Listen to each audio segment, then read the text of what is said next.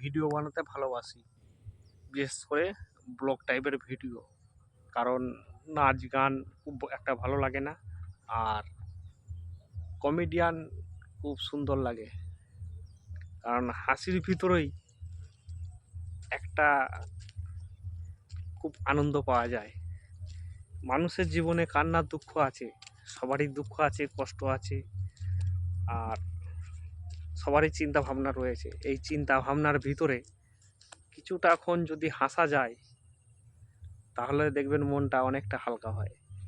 আবার দুঃখের মানে অতিরিক্ত দুঃখ এলে যদি কিছুটা চোখের জল ফেলা যায়, অনেকটা শরীরটা হালকা হয়।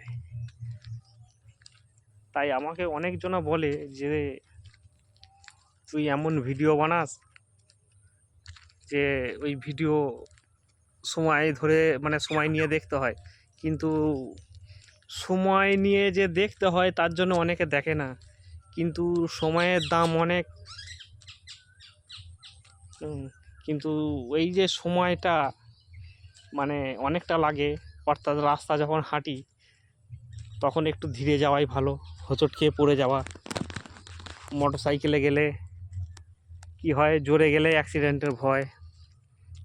তাই আমি সবটাই ধীরে খুব ধীরে মানে ধীর গতিটাই আমার খুব ভালো লাগে। এর জন্য আমার সাথে অনেকের মিল হয় না। যাই হোক বন্ধুরা, এই সবুজ অরণ্য, আমার ভিডিও যারা দেখেন, আমি বেশিরভাগই সবুজ প্রকৃতি নিয়ে ভিডিও বানাতে খুব ভালোবাসি। কারণ প্রকৃতিকে ভাবি আমার খুব পার্সোনাল বন্ধু। প্রকৃতির উপর কেউ নেই। এই যে সবুজ ধান গাছ, এই যে সবুজ, এই সবুজই আমার বন্ধু। তার ভিতরেই তুলসী গাছ, বাবা, এই যে তুলসী, এটাকে বলা হয় বন তুলসী।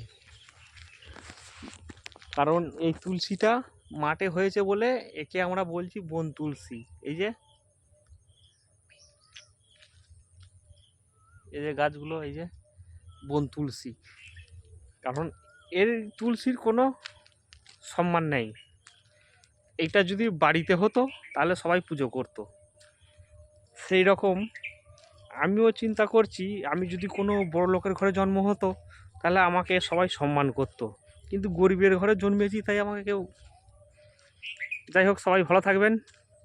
ভালো লাগলে অবশ্যই সাবস্ক্রাইব করে পাশে থাকবেন। আবার দেখা হবে।